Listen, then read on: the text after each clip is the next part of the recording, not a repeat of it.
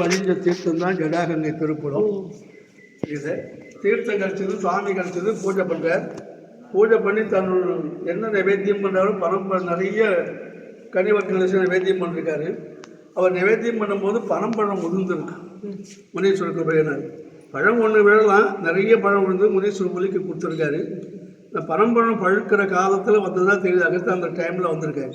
பனம்பழத்தை சுவாமிக்கு ரொம்ப பிரியமான நைவேத்தியமாக பண்ணியிருக்காரு. 5 தலத்துக்கு பனமரம் தலைவருஷம். இங்கே பனம்பழத்தை நைவேத்தியம் பண்ணால் திருவத்தூரில் ஆண் பனை பெண் பனை ஆக்கிறது, திருப்பனந்தாள் திருப்பனையூர் பனமரம், புறவார் பனங்காட்டூர் பனமரம் சம்பந்தப்பான இடம். இந்த 5 தலங்களுக்கும் பனமரம் தலைவருஷமாக இருக்குது. இங்கே பனம்பழத்தை நைவேத்தியம் பண்ணிருக்கா. பிற்காலத்தில் சந்தான பாக்கியத்துக்கு அதை வாங்கி பிரசாதமாக சாப்பிட்டு அவங்க பேருக்கு அனுகூலமாயிருக்கு. அகஸ்தியர் பூஜை பண்ணிட்டு போன பிறகு குலத்தியருடைய பிள்ளை அப்பாவுடைய சிஷ்யனாக இருக்கார். இந்த சுவாமி வடக்கேருந்து கொண்டு வர, அப்படி கொண்டு வரும்போது இங்கே வைக்கணும்னு ஆசைப்படுறாரு.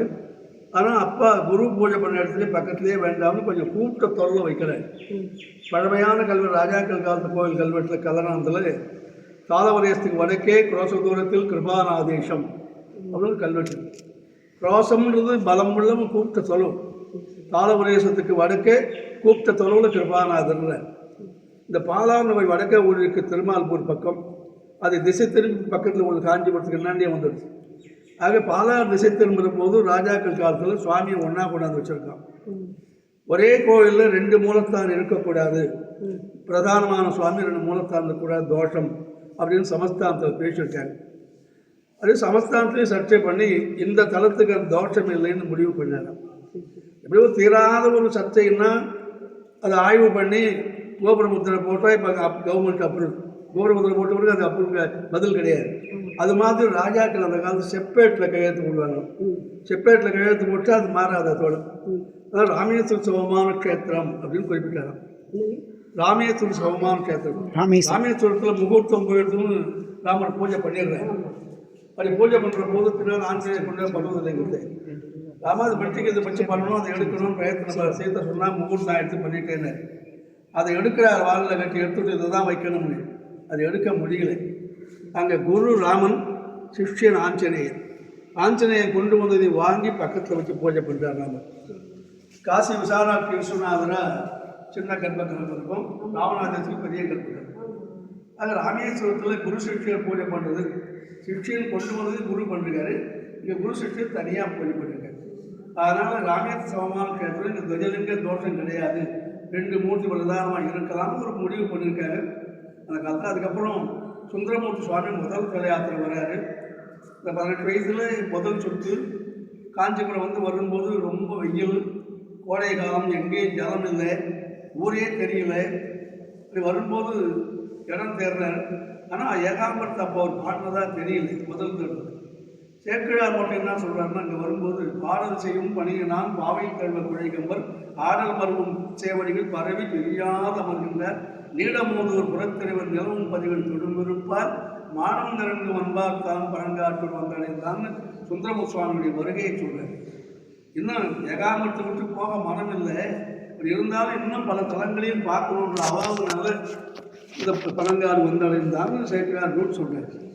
இங்கே வரும்போது காடு, ஊரே தெரியல, உச்சி காலம், ரொம்ப பசியாக இருக்கே, நமக்கு யார் சாப்பாடு கொடுப்பாங்க, இடமே தெரியல. இப்படி வந்துட்டோமே, அதுவும் பரிவாரத்தோடு வர கூட்டமாக ஒரு மரத்தடியில் ஒரு வயசான கிழவர் உட்காந்து தயிர் சாதம் வச்சுட்டு வாங்க எல்லாம் சாப்பிட்டு போகலான்னு. பரவாயில்ல, இந்த வெய்ய நேரத்தில் நமக்கு சாப்பாடு கொடுக்குறாங்களே அப்படின்னு திருக்கச்சூரில் பிச்சை எடுத்து போட்டார் இல்லையா, இங்கே சாப்பாடு தராங்களேன்ட்டு வராது. வந்தால் பூமி வெடிச்சு கிடக்குது, மழை இல்லை, கோடை காலம், குளம் குட்டையெல்லாம் வத்தி கிடக்கு, எங்கன்னா பள்ளத்தில் கூட தண்ணி கிடையாது.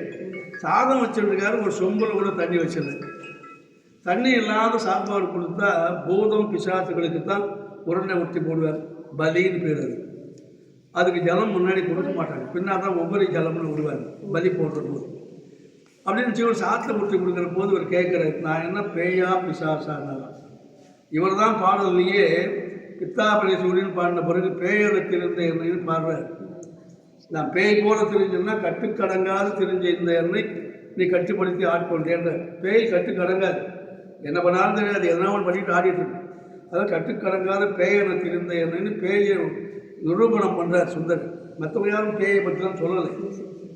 அவர் சொல்லும்போது நான் என்ன பேயா பிசாசா அப்படி உருட்டி போடுறதுக்கு தண்ணி இல்லாத, நீ ஒரு உயர்ந்த பிராமணனாக இருக்க, தர்மம் தெரியாதா, தண்ணி இல்லாமல் சாப்பாடுனா பேய் பிசாசுக்கு போடுறதா அப்படின்னு கேட்குற. நீர் இல்லை இருந்ததில் நீர் அமுதளித்தில் நீதியோன்னாராம். ஜலமதாரத்துலையும் சாப்பாடு கொடுக்க தர்மமாக கேட்டுருக்க. சுந்தரான்னாராம். இந்த குரல் எங்கே கேட்ட மாதிரி கல்யாணத்தில் கருத்து கிழவனுடைய குரல். சரி, அந்த கிழவன் தான் பரமேஸ்வரன் தான் வந்திருக்காருன்னு சொல்லி அவர் கூடவே நீர் வந்து இருந்ததில் நீரின்றி போகுமோன்னாராம். நீ வந்திருக்க ஜலம் இல்லாமல் போகுமான்னு சொல்லி தான் காதை எடுத்திருக்காரு. நீர் எல்லா இடங்களில் நீர் அமுதளித்தில் நீதியோன்னாரு. ஜலமதாரத்தில் சாப்பாடு தர்மமானாரு. நீ வந்திருக்க ஜலம் இல்லாமல் போகுமான்னாரு. ஒவ்வொரு இந்த காதை எடுத்தால் இந்த பழத்துலேருந்து ஊற்று வருது. அந்த ஊற்றை பார்த்து எல்லாரும் சாப்பிட ஆரம்பிக்கிறாங்க. சுந்தரராமா நீ யாருன்னு கேட்குற. நீ யாருன்னு கேட்குற போது வன்பார்த்தான் பனங்காட்டை உடையவன். நான் யாருன்னு தெரியலையா, வம்பு பண்ணவேன்னு. வம்பு வழக்கு ஆத்தல் செய்தல். நான் வழக்கு பண்ண வந்து பனங்காட்டுக்கு சொந்தக்காரன். இந்த பனங்காடு எனக்கு சொந்தம், வம்பு பண்ணவன் நான் இருந்தேன். அப்போ முழுமையும் புரிஞ்சிருச்சா சுந்தர். என்னால் பசி ஜலத்தை பார்த்தோடனே எல்லாரும் வாங்கி சாப்பிடும்போது தானும் வாங்கி சாப்பிட்றேன். வந்து உட்கார்ந்து கிழவனாக இருக்கட்டுமே, சாப்பிட்டு பேசலாமேன்றது இவருக்கு. அவரே தான் இவர் அதெல்லாம் சாப்பிட்டு பேசலாமல் இருக்காரு. எல்லாரும் வாங்கி சாப்பிடும்போது திடீர்னு கிழவர் மறைஞ்சிட்டார். மறைஞ்சிட்ட உடனே 12 கூப்பிட்டாலாம். அவனை மகா திருடன்னு சொல்கிறார். சாதாரண திருடன் இல்லை, பெரிய திருடன்னு சொல்கிறார். ருத்ரத்தில் தத்கராய மகான்னு வரும். திருடன்லேயே பெரிய திருடன் அப்படின்னா எந்த அடையாளமும் வைக்க மாட்டான், கண்டுபிடிக்க முடியாது அவனை. ஆனால் அவன் தான் திருடன். திருடன் தான், ஒரு அடையாளம் கூட யாராலையும் கண்டுபிடிக்க முடியாது.